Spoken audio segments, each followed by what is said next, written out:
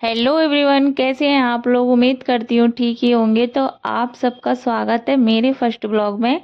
तो मेरा ये जो फर्स्ट ब्लॉग है आज का बहुत ही खास होने वाला है, तो ब्लॉग में अंत तक बने रहेगा।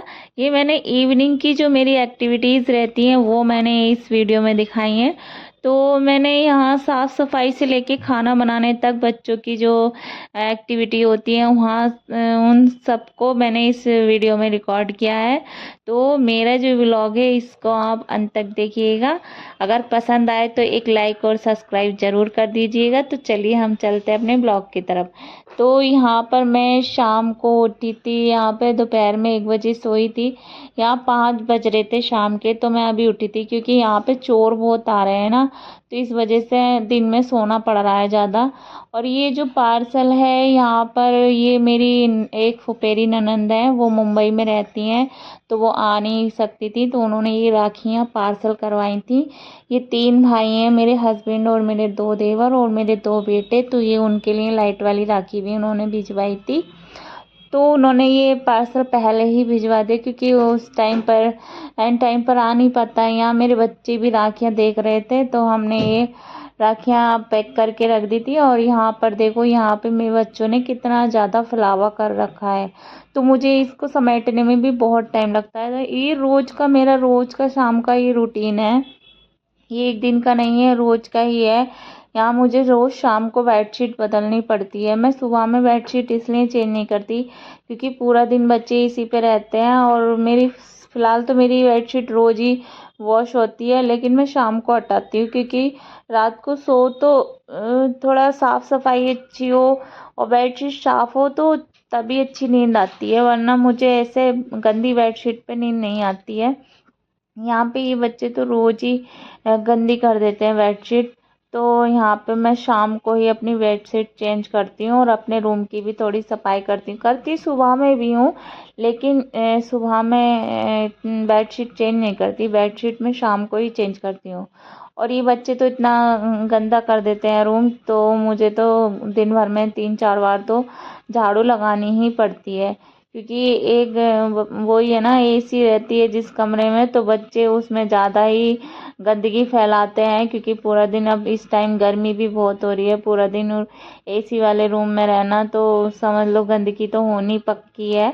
फिलहाल तो ये वैसे भी दोनों बच्चे मेरे बहुत शैतान हैं, ये बहुत ज़्यादा कूड़ा कचरा कर देते हैं एकदम से। और अपने जो मेरे कपड़े रहते हैं वो भी ये फाड़ देते हैं, एक भी कपड़ा ऐसे नहीं मिलेगा जो फटा नहीं हो।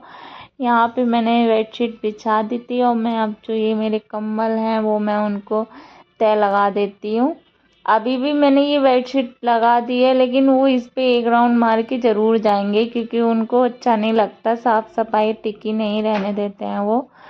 तो यहाँ पे मेरी लगभग लगभग सारे कपड़े भी मैंने सेट कर दिए थे और बेडशीट भी लगा दी थी और मुझे झाड़ू भी लगानी थी क्योंकि झाड़ू तो बहुत ज़्यादा इम्पोर्टेंट है। दिन भर में 3-4 बार झाड़ू तो लगनी ही होती है।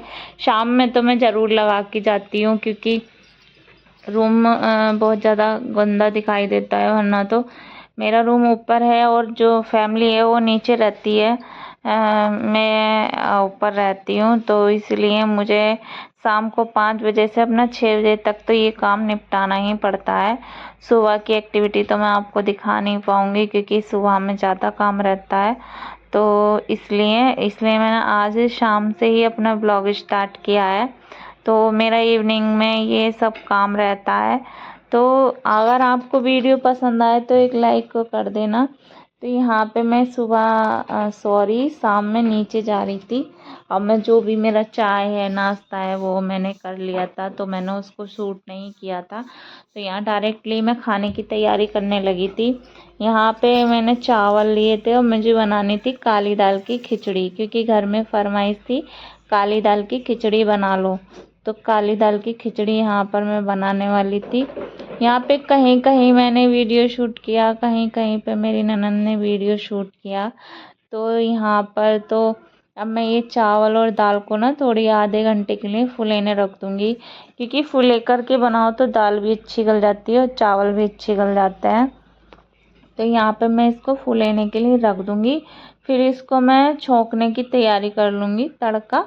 तो लगाना पड़ता है ना, तो इस वजह से बहुत से बिना तड़के के भी खिचड़ी बना लेते हैं, लेकिन मेरे घर में जो है तड़का लगी हुई खिचड़ी ही ज़्यादा पसंद करते हैं। मैं तो इसी तरीके से खिचड़ी बनाती हूँ। आप बताइएगा किस तरीके से आप बनाते हो कमेंट बॉक्स में। तो यहाँ पे मैं जीरा और जो प्याज, टमाटर, हरी मिर्च और ये लाल मिर्च जो मैंने रखे थे, तो वो मैं इसमें ऐड कर दूँगी। तो यहाँ पर मैंने प्याज डाल दिया। बहुत से स्किप करते हैं, प्याज नहीं खाते हैं काली दाल की खिचड़ी में, बट मैं खाती हूँ।